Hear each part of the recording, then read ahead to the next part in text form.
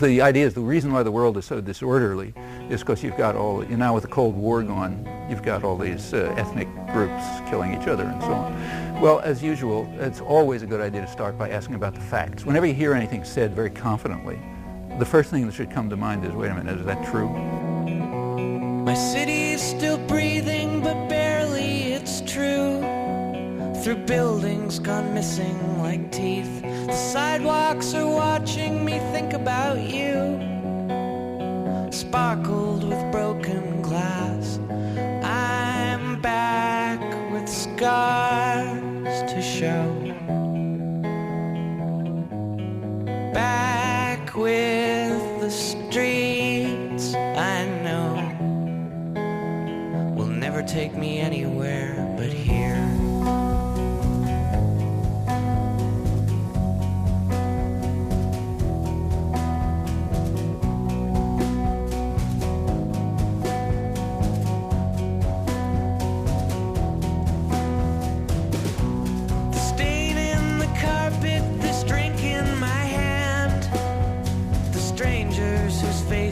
I know we meet here for our dress rehearsal to say I wanted it this way. Wait for the year to drown. Spring forward, fall back down.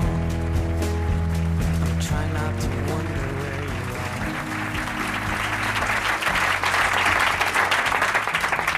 Thanks. I just got back from Brazil, where they don't have any fire codes. And if you think this is uncomfortable, you should see a meeting there. People packed so tight that it was a good question whether the oxygen level would suffice. Fortunately, there wasn't a fire. There would have been a huge catastrophe. Well, the title, you noticed, had a question mark after it. And the reason for the question mark is that whatever's been happening for the past several months and is going on now, and however you evaluate it, like it, hate it, whatever, it's pretty clear that it cannot be a war on terror. And in fact, that's close to a logical necessity, at least if we accept certain pretty elementary assumptions, certain principles. So let me try to make those clear at the outset. The first principle guideline, if you like, is that we ought to, I will try, and I think we should, bend over backwards to give the benefit of the doubt to the United States government whenever it's possible. So if there's any dispute about how to interpret something, we'll assume they're right. The second guideline is that we should take rather seriously, very seriously, the pronouncements of leadership, especially when they're made with great sincerity and emotion. So, for example, when George Bush tells us that he's the most devout Christian since the apostles, we should believe him, take him at his word, and we should therefore conclude that he certainly has memorized over and over again in his Bible reading classes and in church the famous definition of hypocrite that's given in the Gospels. Namely, the hypocrite is the person who applies to others the standards that he refuses to apply to himself. So if you're not a hypocrite, you assume that if something is right for us, it's right for them. And if it's wrong when they do it, it's wrong when we do it. That's really elementary. And I assume the president would agree, and all of his admirers as well. So those are the principles I'd like to start with. Well, just side comment, I mean, unless we can rise to that minimal level of moral integrity, we should at least stop talking about things like human rights and right and wrong and good and evil and all such highfalutin things, because all of our talk should be dismissed, in fact dismissed with complete repugnance, unless we can at least rise to that minimal level. I think that's obvious, and I'd hope there'd be agreement on that too. Well, with that much in place, just that much for background, let me formulate a thesis. The thesis is that we are all total hypocrites on any issue relating to terrorism. Now, let me clarify the notion we. I mean, by we, I mean people like us, people who have high degree of privilege, of training, resources, access to information, for whom it's pretty easy to find out the truth about things if we want to, if we decide that that's our vocation. And in the case in question, you really don't have to dig very deep. It's all right on the surface. So I mean, when I say we, I mean that category.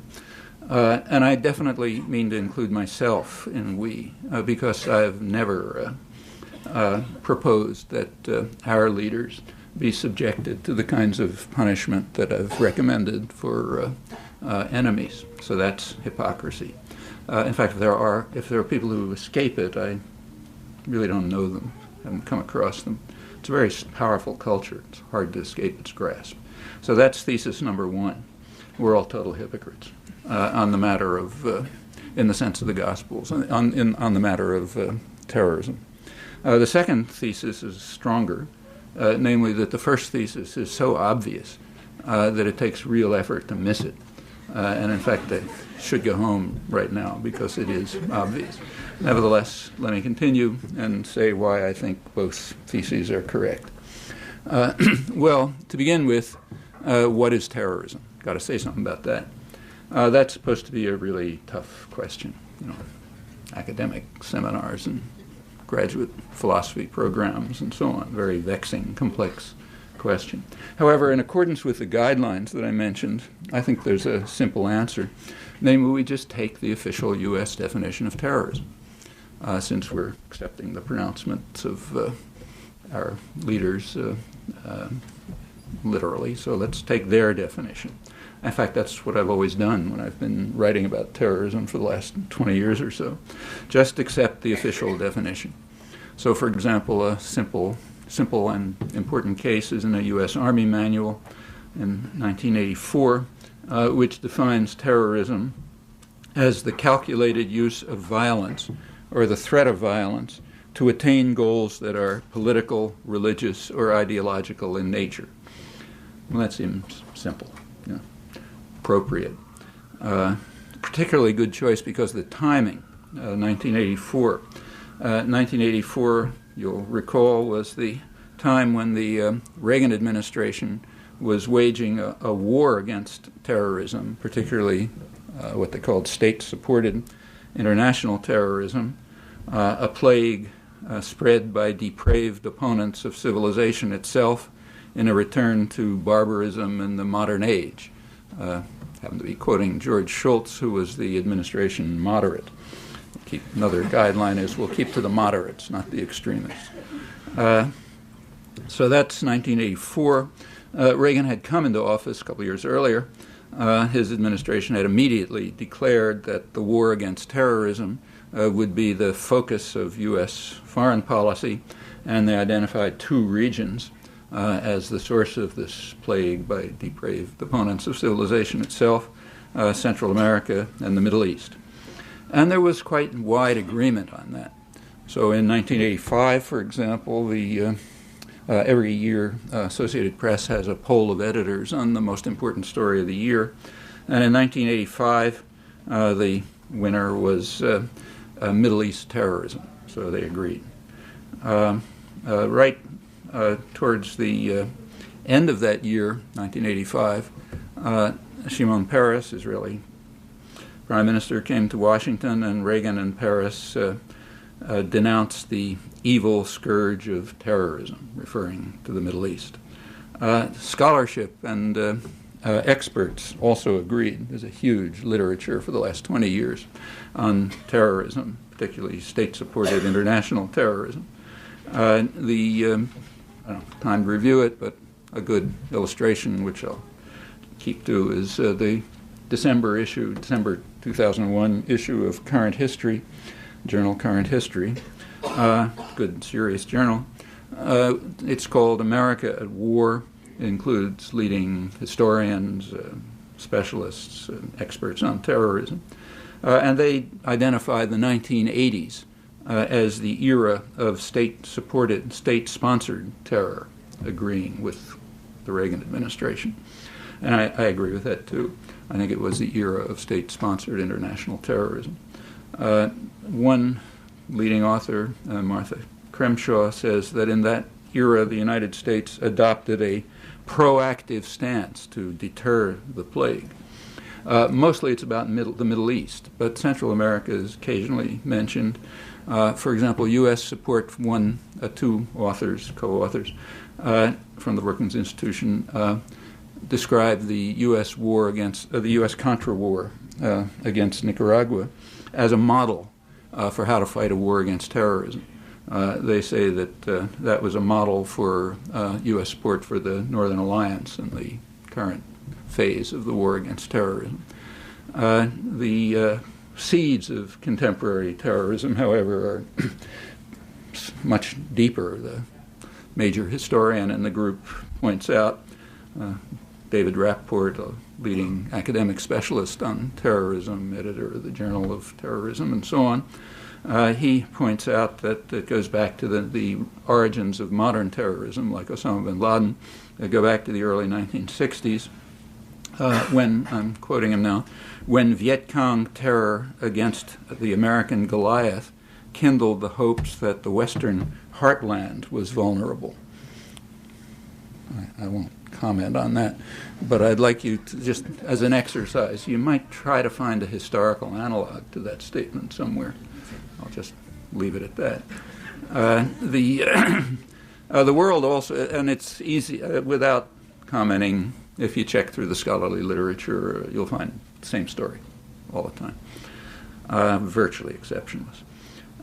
The world agreed with the Reaganites, too. In 1985, right after Reagan and Paris had denounced the evil scourge of terrorism, the General Assembly passed a resolution condemning terrorism.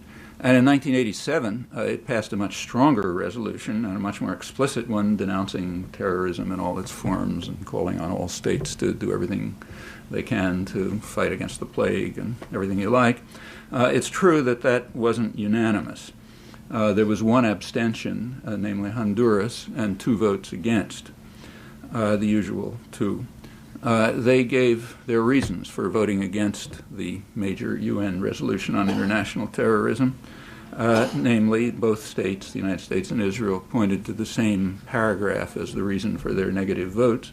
It was a paragraph that said that nothing in the present resolution could in any way prejudice the right to self-determination, freedom, and independence as derived from the United Nations Charter of people forcibly deprived of that right, particularly peoples under colonial and racist regimes and foreign occupation, or could deprive them of the right to obtain support for others in these ends in accord with the Charter of the United Nations. That was the offending paragraph. And it's easy to understand why. It raised a serious problem for the United States and Israel. The African National Congress was identified officially as a terrorist organization in the United States, and South Africa was officially an ally. But the phrase struggle against colonial and racist regimes plainly referred to the struggle of the ANC against the apartheid regime, so that's unacceptable. The phrase foreign occupation, everyone understood, referred to the Israeli occupation of the West Bank and Gaza, then in its 20th year, extremely harsh and brutal from the beginning, continuing only because of decisive U.S. Military, economic, and diplomatic support, which runs up to the present. So obviously that was unacceptable. So therefore, the vote was 153 to 2 with 1 abstention. So it wasn't totally unanimous. It wasn't reported, and it's disappeared from history. You can check to find out. Incidentally, that's standard practice. When the master says something is wrong, it's down the memory hole. Doesn't get reported, and it's forgotten. But it's there. If you want to look, you can discover it. I'll give you the sources if you like. Reagan at that time he in Paris were talking about the evil scourge of terrorism in the Middle East. George Shultz didn't entirely agree. He thought that what he called the most alarming manifestation of state-sponsored terrorism was frighteningly close to home. Namely, it was a cancer in our landmass, a cancer right nearby that was threatening to conquer the hemisphere with a revolution without borders. Rather interesting propaganda fabrication, revealed to be a fraud instantly, but always used repeatedly afterwards, even by the same journals who explained why it was total fabrication. It was just too useful to abandon. And there's also an interesting, if you think about it, the fabrication had a certain element of truth in it, an important element of truth. Could come back to that if you like. Anyhow, this cancer in our landmass was threatening to conquer everything, openly following Hitler's Mein Kampf, and we plainly had to do something about that. It was a serious. There's a day in the United States called Law Day.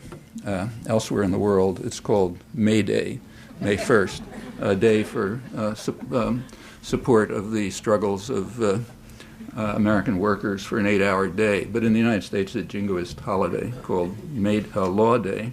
And on Law Day 1985, President Reagan declared a national emergency because the government of Nicaragua constitutes an unusual and extraordinary threat to the national security and foreign policy of the United States. That was renewed annually. George Shultz informed Congress that we must cut the Nicaraguan cancer out, and not by gentle means. Things are too serious for that. So to quote Shultz, recall the administration moderate, the good cop.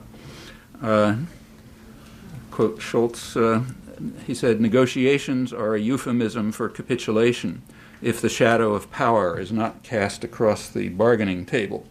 He condemned those who advocate utopian legalistic means, like outside mediation, the United Nations, the World Court, while ignoring the power element of the equation. I'll avoid quoting the hardliners. At that time, the United States was exercising the power element of the equation with mercenary forces based in Honduras, attacking Nicaragua. They were under the supervision of John Negroponte, who was just appointed to run the diplomatic side of the diplomatic component of the current war on terror as a UN ambassador. The military component of the current war on terror is Donald Rumsfeld, who at that time was Ronald Reagan's special envoy to the Middle East, the other place where the plague was raging through 1985, in fact. The United States at that time was also blocking utopian legalistic means that were being pursued by the World Court, the Latin American countries, and others, and it continued to block those means right to the end until the final victory of its terrorist wars throughout Central America. Well, how was the war against state-sponsored terrorism waged in those two regions by the people who, in fact, are leading the new phase? So it's pretty close historical continuity, not just those two, of course. Well, let's just, to illustrate, pick the peak year, the worst year, 1985 in the Middle East, top story of the year. So what were the, who wins the prize for the worst acts of terrorism in the Middle East in 1985? Well, I know of three candidates. Maybe you can suggest a different one. One candidate is a car bombing in Beirut in 1985.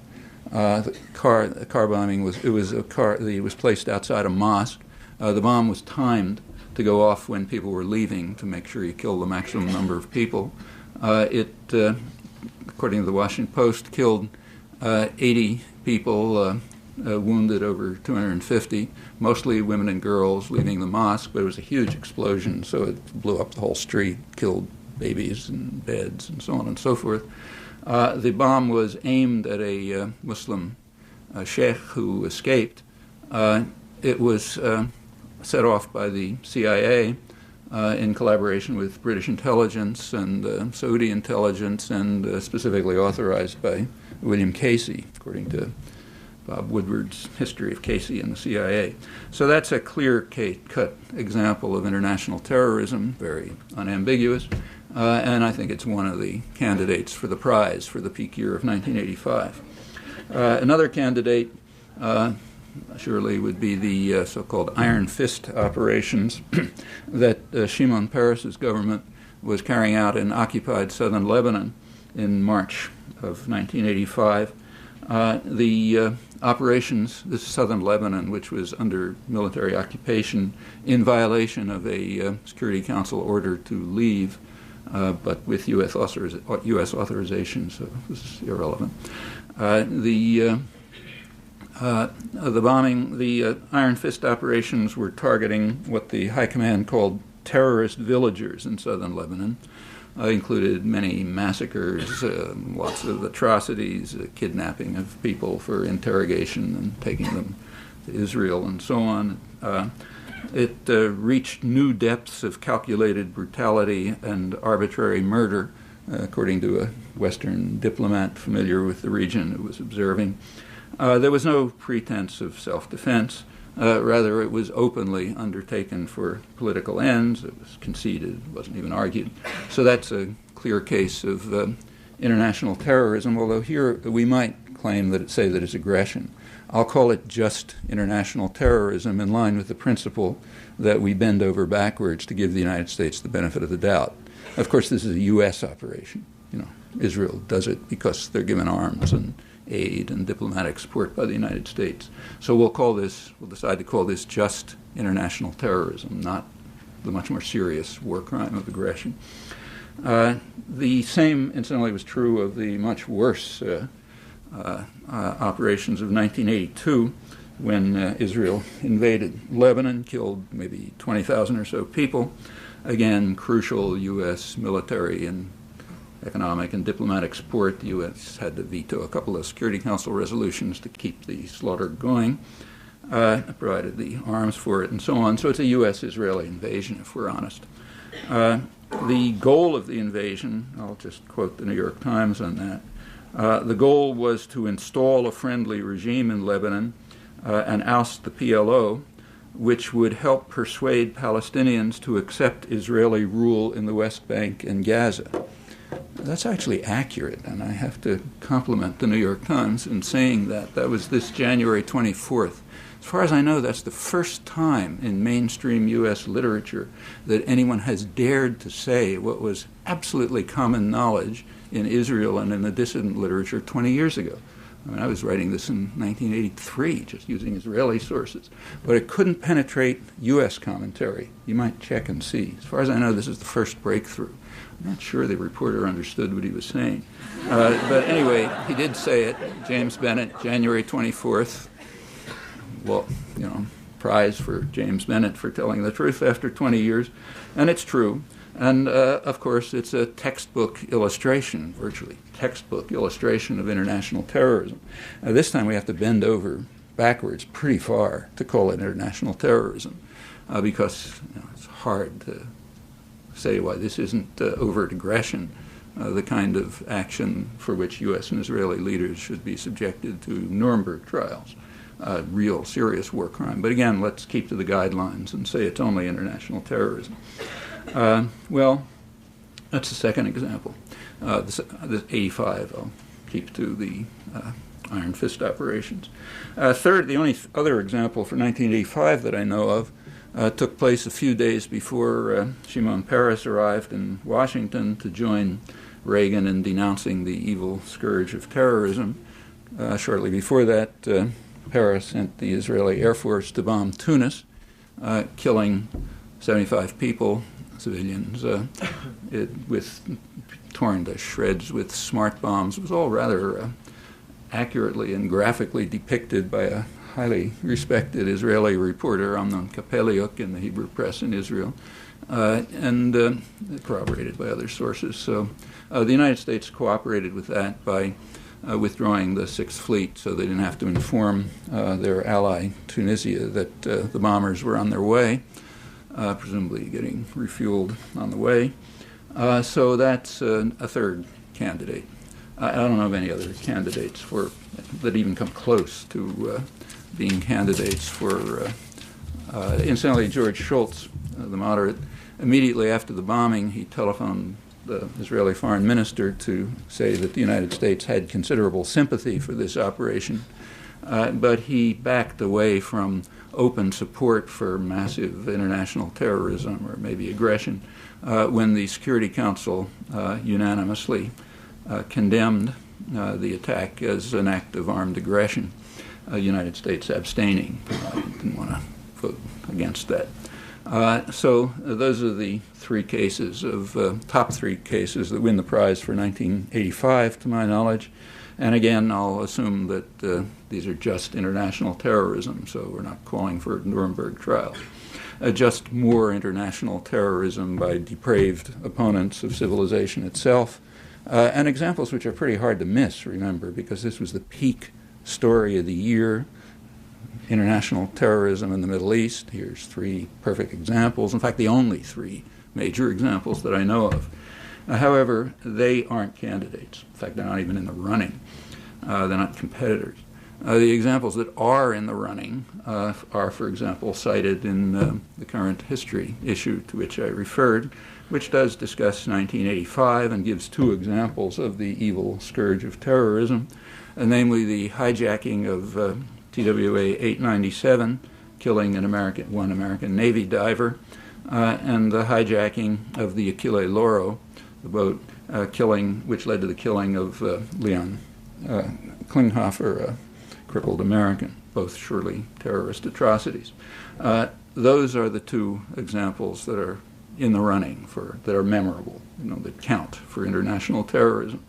Well, the hijackers of the TWA plane claimed, correctly in fact, that Israel was regularly hijacking ships in international waters in transit between Lebanon and Cyprus, killing people, kidnapping others, taking them to Israel either for interrogation or simply as hostages, keeping them in jail for years. In fact, some people are still in jail without charges, many years.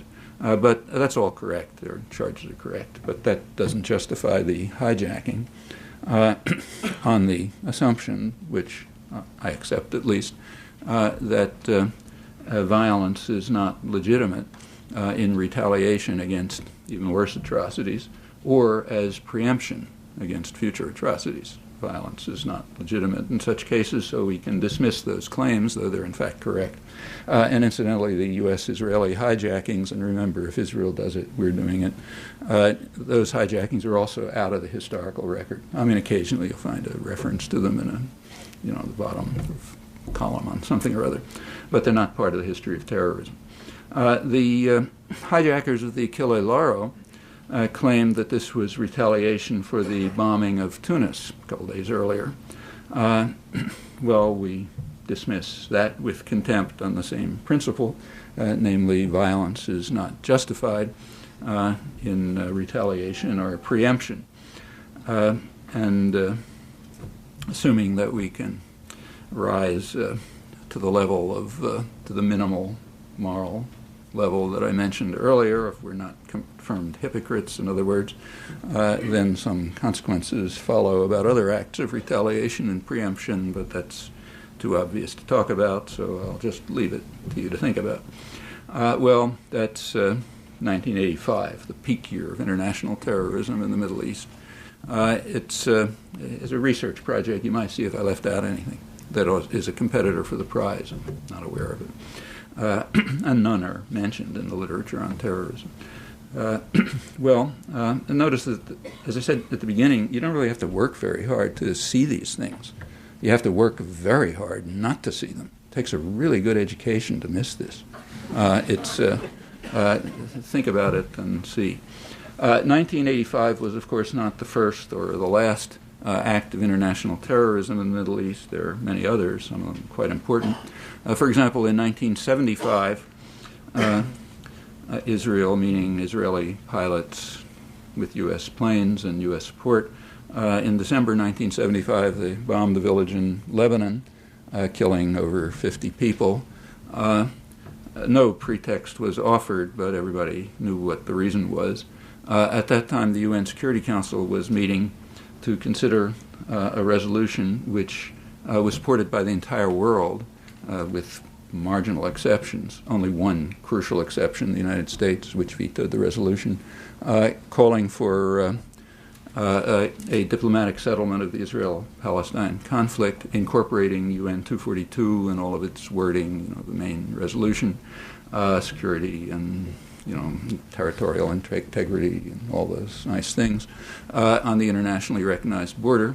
The offending part of this one was that it also referred to Palestinian national rights, and that's not acceptable to the United States. It rejected them then, it rejects them now, contrary to a lot of nonsense that you read. The U.S. vetoed the resolution that didn't terminate, and this continued, still going on, in fact, year after year of efforts at diplomatic settlement, which the U.S. has unilaterally blocked. Israel doesn't have a veto at the Security Council, so they reacted to the debate by bombing Lebanon and killing 50 people without a pretext. That's not in the annals of international terrorism either. There are many more recent cases, including the two invasions of Yitzhak Rabin and Shimon Peres in 1993 and 1996. U.S. supported in Lebanon. U.S. supported both of them. Lots of deaths, hundreds of thousands of people were driven out, and so on. Clinton had to back off his support for the 1996 invasion after the Kana massacre, over 100 people in a UN refugee camp. At that point, he said, "Can't handle this anymore, he better leave." There was no pretext of self-defense in this case. This is just outright international terrorism or maybe aggression. And it continues. So let's go up to the current intifada, which broke out on September 30th of the year 2000. In the first couple of days, there was no fire from Palestinians. It was stone throwing. But Israel was, in fact, using Israeli U.S. attack helicopters to attack civilian complexes, apartment complexes, and so on, killing and wounding dozens of people in the first few days. The Clinton administration responded to this by borrow our president's phrase, by enhancing terror. Recall Bush condemned the Palestinians for enhancing terror last month, so I'll use his phrase in line with the guidelines.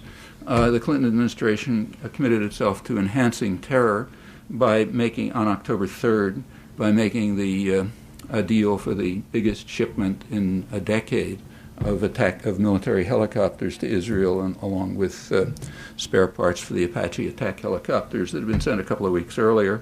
That's enhancing terror in the days right after these helicopters were being used to murder and wound civilians, attacking apartment complexes, and so on. The press cooperated by refusing to report this. Note, not failing to report it, refusing to report it. It was specifically brought to the attention of editors, and they simply made it clear they're not going to report it. There's no question about the facts, incidentally. But to this day, it hasn't been reported, except in the margins. That policy continues. Skip to December 2001, last month, 2 months ago. George Bush was condemning the Palestinians for enhancing terror, and he contributed in the conventional way to enhancing terror, in crucial ways, in fact. On December 15th, the UN Security Council debated a European-initiated resolution calling on both sides to reduce violence and calling for the introduction of international monitors to assist in monitoring a reduction of violence. That's a very important step. That was vetoed by the United States. It went to the who want to enhance violence, evidently. It's hard to think of any other interpretation for this. The press didn't have to bother giving an interpretation because it was barely reported. It then went to the General Assembly, where, as far as I'm aware, it wasn't reported at all, and there was an overwhelming vote supporting the same resolution. This time, the United States and Israel were not entirely isolated in opposition. Several Pacific islands joined in, Nauru and one or two others. So therefore, not the usual splendid isolation. I don't recall that was reported. About a week before, 10 days before that, there was another major contribution to enhancing terror. The Fourth Geneva Conventions, according to the entire world, literally, outside of Israel, apply to the occupied territories. The United States doesn't vote against this when it comes up in the United Nations. It abstains. I presume the reason is the United States does not want to take such an open, blatant stand in violation of fundamental principles of international law, particularly because of the circumstances under which they were enacted. Recall that the Geneva Conventions were established right after the Second World War, in order to criminalize the acts of the Nazis. So saying they don't apply is a pretty strong statement. However, outside of the United States and Israel, the whole world agrees. The International Red Cross, which is the agency responsible for applying and interpreting them, agrees. In fact, there's no, as far as I'm aware, no further question about this. Switzerland, which is the responsible state, called a meeting of the high contracting parties for the Geneva Conventions, that is, those, like the United States, that are legally obligated by treaty to enforce them. It's a high, solemn commitment. Called a meeting on December 5th in Geneva, and the meeting took place, passed a strong resolution determining that the Geneva Conventions do apply to the occupied territories, which makes illegal just about everything that the United States and Israel do there. They went through the list, settlements, displacement, everything that goes on. The United States boycotted the session. They got another country to boycott them, Australia. According to the Australian press, under heavy U.S. pressure, Australia joined in boycotting them. If the U.S. boycotts it, it's like a negative vote at the Security Council or the General Assembly. Didn't get reported, and it's out of history. Okay, but that's another important step to enhancing terror. All of this took place, incidentally, in the midst of a 21-day truce, one-sided truce. Palestinians weren't carrying out any acts, but a couple of dozen Palestinians were killed, including a dozen children. That was right. It was right in the middle of this that these efforts to enhance terror took place. Maybe that's an unfair interpretation, and there's some other motive that I'm not thinking of, but that's what they look like to me. You can think about that. In any event, international terrorism in the Middle East certainly continues, has a long history. And if you look over the record, of course, it's mixed and complicated, but I think you'll find that the balance is pretty much along the lines that I described. In fact, the balance reflects the means of violence available, as it usually does. If you look around the terror, in fact, that's why in the whole range of terror, state terror is far worse than individual terror. For the obvious reason that states have means of violence that individuals don't have, or groups. And that's what you find if you look, I think, overwhelmingly. It's commonly said that terrorism is a weapon of the weak. That's completely false, at least if you accept the official U.S. definition of terror. If you do that, then terror is overwhelmingly the weapon of the strong, like most other weapons. Well, that's history, but all of this stuff is out of history. History is what is created by well-educated intellectuals, and it doesn't have to have any resemblance to that thing called history by naive people. And I think if you check this, you'll find that that's true. Well, that's the Middle East. Let's turn to Central America, the other main focus of the plague by depraved opponents of civilization itself. Here I'll be brief, because at least the core parts are just uncontroversial. At least uncontroversial among people who have minimal regard for international law and international institutions and so on. Actually, the size of that category is very easily estimated. Namely, ask yourself how often what I'm now going to say has appeared in the discussions about the evil plague of terrorism in the past 5 months. Huge flood. How much has been devoted to some uncontroversial cases? Again, uncontroversial if you think the World Court and the Security Council and international law have some significance. Well, in 1986, the International Court of Justice condemned the United States for international terrorism, unlawful use of force, in its war against Nicaragua. Again, I'm going to keep to the guidelines, bend over backwards, allow this to be interpreted just as international terrorism, not the war crime of aggression. So we'll call it international terrorism. The court ordered the United States to terminate the crimes and to pay substantial reparations, presumably billions of dollars. Congress reacted by instantly escalating the war, by new funding to escalate the war. Nicaragua took the matter to the Security Council, which debated a resolution calling on all states to observe international law, mentioning no one, but everyone knew who was meant. The U.S. vetoed it. Nicaragua then went to the General Assembly, which passed similar resolutions in successive years. The United States and Israel opposed. In 1 year, they got El Salvador. All of this is out of history. It has to be. It's just inconsistent with our preferred image of what history is supposed to be. And as I say, you can check how much this has been. These are uncontroversial cases. You can check to see how much it's been referred to recently. And remember who were the individuals responsible, people like Negroponte, proconsul of Honduras, Rumsfeld, special envoy to the Middle East, and so on, and others. Plenty of continuity. Well, the U.S. reacted, as I said, by escalating the war, and also for the first time giving official orders to its mercenary forces to attack what are called soft targets. That's what the Southern Command called them, soft targets, meaning undefended civilian targets, agricultural cooperatives, and so on. That was known. It was discussed in the United States. It was considered legitimate by the left. So Michael Kinsley, who represents the left in mainstream debate, he had an interesting article. He was then editor of the New Republic, in which he said that we shouldn't be too quick to condemn State Department authorization for attacks on undefended civilian targets because we have to apply pragmatic criteria. We have to carry out cost-benefit analysis and see whether, as he put it, the amount of blood poured in is compensated by a good outcome, namely democracy, what we will determine to be democracy. And what that means you could see by looking at the states next door, like El Salvador and Guatemala, which were okay democracies.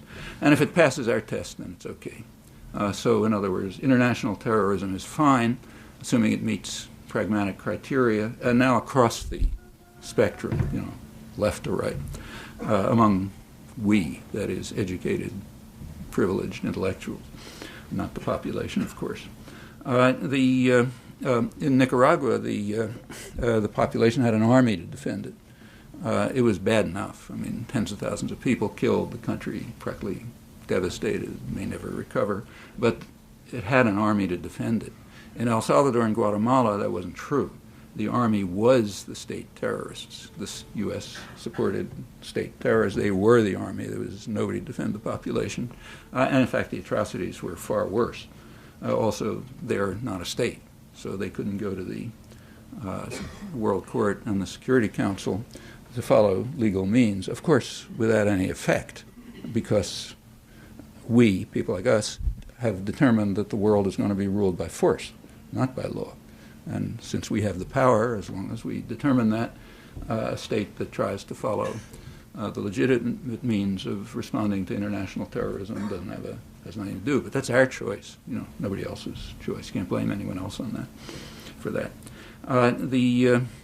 In order to carry out, there was, however, enough popular resistance, not elite resistance, but popular resistance to the atrocities there that the U.S. had to resort to an international terrorist network, an extraordinary international terrorist network, Remember, the U.S. is a powerful state. It's not like Libya. Libya wants to carry out terrorist acts. They hire, Carlos the Jackal or something. The United States hires terrorist states. We're big guys. So the terrorist network consisted of Taiwan, Britain, Israel, Argentina, at least as long as it was under the rule of the neo-Nazi generals. When they were unfortunately removed, they fell out of the system, Saudi Arabian funding. Quite a substantial international terrorist network, never been anything like it. In contemporary terms, we might call it an axis of evil, I suppose. The outcome, again, keeping to the guidelines we believe our leaders, the result was hundreds of thousands of people slaughtered, millions of orphans and refugees, every conceivable atrocity, the region devastated. The single uncontroversial case, Nicaragua, which was the least of them, that alone far surpasses the crimes of September 11th, and the others suffered far worse. This is, again, we're bending over backwards and giving the U.S. the benefit of the doubt, so we're only calling it international terrorism organized by depraved opponents of civilization itself. Well, that's the second major area, Central America. All of this, however, is off the record, too, in the current history journal, and it's typical in this respect. Nothing that I just have referred to is mentioned, nor is it in the whole scholarly literature, in fact, except way at the margins. You can check and see. It just doesn't count. The 80s are described as the era of state-sponsored international terrorism, but they're not referring to any of these things. The U.S. was trying to prevent state-sponsored international terrorism by taking proactive means, like the most massive international terrorist network that's ever been known. That's very typical of the scholarly literature, journalism, and again, you can do a check. There's barely been a word about any of this, as the second phase of the war on terror has been declared once again with pretty much the same people and every reason to expect similar outcomes. Well, let's continue. From all of this, an obvious conclusion follows. There is an operational definition of terrorism, the one that's actually used. It means terror that they carry out against us. That's terrorism. Nothing else passes through the filter. Furthermore, that's, as far as I know, that's a historical universal. I can't find an exception to that. You might try. So, for example, the Japanese in China and Manchuria were defending the population against Chinese terrorists and going to create an earthly paradise for them if they could control the terrorists. The Nazis in occupied Europe were defending the legitimate governments like Vichy and the population from the terrorist partisans who were supported from abroad, as indeed they were. They were run from London and Poland and France and so on. The fact, as I say, I can't find an exception. You might try. Also, as far as I'm aware, this is virtually universal among intellectuals, educated folks like us. Apart from statistical error, this is the line that they take.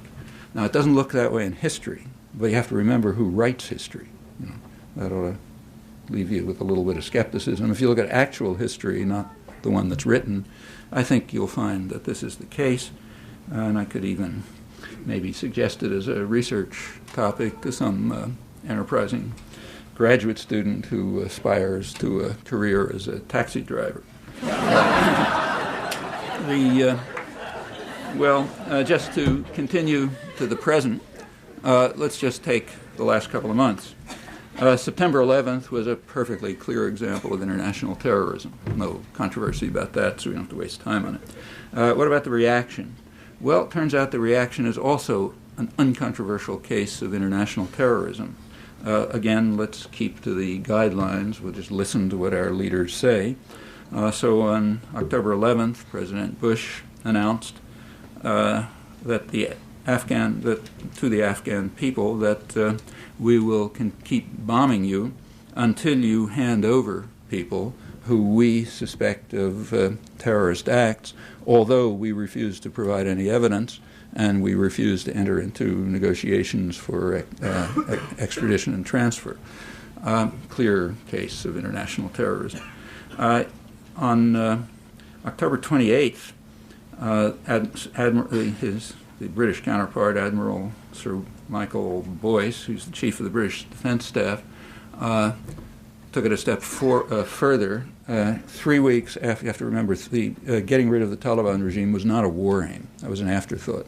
And 3 weeks after the bombing began, that was added, presumably so that intellectuals would have something to feel good about or something, I don't know. Anyway, 3 weeks after the bombing, that was added as a new war aim. And Admiral Boyce announced to the Afghan people accordingly, I think this is the first mention of this war aim, that we will continue bombing you until you change your leadership. Okay. First, that was all very prominent, like page 1 of the New York Times in both cases. 2, both cases are textbook illustrations of international terrorism, if not aggression, but we're still bending over backwards. And it's all off the record by the usual convention. We're doing it, so it doesn't count. It's only when they carry out what we officially define as terrorism that it counts. Well, it's easy to go on, but let me just return to the weak thesis. There can't be a war against terrorism, at least against as terrorism is defined in official U.S. documents. It's a logical impossibility. This is a small sample of illustrations. You can go on easily, but it's enough to show that that can't be true. That's the weak thesis. What about the strong thesis, that it's all so entirely obvious that it ought to even be embarrassing to talk about it because it's all right on the surface. Nothing hidden about any of this. Everything I mentioned is perfectly well known. You didn't have to penetrate anything to discover it. No obscure sources, nothing, just the obvious evidence. And it's very easily, you can easily add to it. There's a ton of literature about it for the last 20 years. But that's all off. That literature also can't be discussed because it comes out with the wrong conclusion. So it's treated the same way terrorism is in our intellectual culture. Again, a choice, not a necessity. So we end up with kind of a dilemma. If we're not honest, forget it. If we are honest, there's a dilemma. One possibility is just to acknowledge that we are total hypocrites, that we don't, and then to at least have the decency to stop talking about things like human rights and right and wrong and good and evil and so on, and just say, yeah, we're hypocrites. We have force, and we're going to rule the world by force. Period. Let's forget about everything else. The other option is harder to pursue, but it's imperative. Unless we would like to contribute to still worse disasters that are likely to lie ahead.